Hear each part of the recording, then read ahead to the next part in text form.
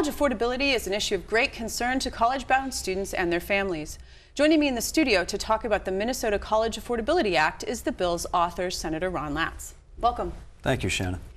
Recently, the Institute for College Access and Success ranked Minnesota near the top for the amount of debt that students have accrued during their education. It's at $31,000. So this is leaving those students kind of strapped at the beginning of their careers. And so what would your bill do to address this problem? Well, the bill would provide them with a free college tuition in Minnesota, any 2- or 4-year institution. So the University of Minnesota, Minnesota State Colleges and University System, they get tuition free while they're in the school. They would not get the entire tuition waived.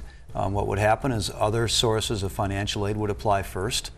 So federal Pell Grants and state student aid would apply, and then their income qualified for those, and then whatever tuition is left, this bill would cover for them. So they can get to go to college tuition free and graduate, at least in terms of tuition, without any debt related to that tuition. And which students will qualify for this? Where are the income caps? Yeah, students who are in dependent children who are in families that earn up to $125,000 would qualify, and if they are independent, up to $75,000. Is this for, you said University of Minnesota, MnSCU. What about some of the private four-year institutions in the state? Could students go to those schools? They could, but they would not benefit from this bill. Okay. We're covering public institutions. That's our primary responsibility in state government. Our Minnesota student aid system does help provide college aid for people who choose the private schools. But our primary focus is on the public institutions, and that's who we give direct general fund subsidies to, or support for their education as well. This seems like a pretty expensive proposition. How do you propose that it be paid for? It should come out of the general fund, part of our general taxpayer dollars. It's a really important priority, and I think part of the idea is that if we get more kids going to college and graduating debt-free, they can begin to earn a living, be more productive members of the economy right away, and will pay tax dollars. So in the long run, our economy will benefit as well as the kids will benefit. If they graduate with all of this debt, it delays their ability to buy a house, to buy a car. If they want to start a business, it makes it harder to start a business, or even to get loans to be able to start a business. And they spend more of their working life. It may delay marriage, too, for kids who want financial stability to be debt-free before, or people who don't want to marry someone who has a lot of college debt hanging on either. So a lot of life is delayed as a result. One thing that's important to note is that it will not affect who is being able to go to college for non-financial reasons. So if you're applying to the University of Minnesota and you have to meet a certain academic threshold or criteria for admission, you're still going to have to meet those criteria. And with the MnSCU system, where they don't have, some of them are completely open in terms of enrollment, once you get into the school, you're still going to have to cut it academically to stay there. The point here is to prevent finances from being that barrier to entry. I imagine that the Republicans will have some opposition to this.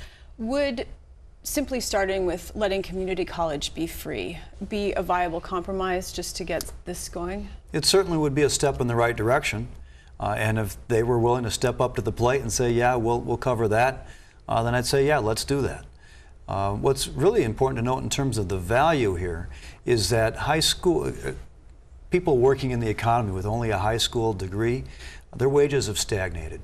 I mean, it's just not growing at all. But if you've got a college education, the wages are going up, salaries are going up, and that gap is widening. So it's more important now than ever before to get that post-secondary degree, whether it's a 2-year degree or a 4-year degree. Now, I think when you and I were in school, tuition was lower.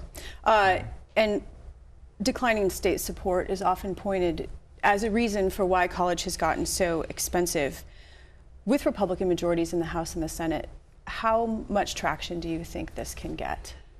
Well, I think it's for those who are concerned about self-worth of an individual who works hard for what they achieve, this is an easy one to support. For those who want to make sure our economy grows well, this is an easy one to support. You know, when all of us, most of us who are in the legislature now, were going through school, if we were here in Minnesota, our institutions were paid by the state 2/3 of their costs of operating. So they provide an education at much less expense to us.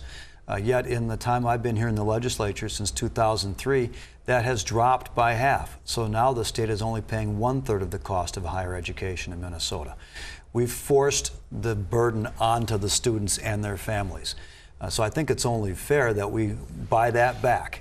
And we're not doing it only in the way of directly paying the universities and the schools for their operating expenses, but also making the payments directly to the students to keep that, because then you know it's going to go toward tuition relief. Well, but some would argue that if students don't have their own financial skin in the game, they won't take their education seriously. What do you say to that? Well, there's something to be said for that, and I don't disagree. But tuition isn't the only cost of going to college either. There are costs of living, and not everyone's going to live at home when they go to college. And there are other expenses related to attending school. So it's a barrier to people, and I think if we remove at least part of this financial barrier to going to college, those who are qualified for it, have the work ethic, the fortitude, the willingness to put the hard work in to be successful in college, will find they can attend and not worry as much about the finances.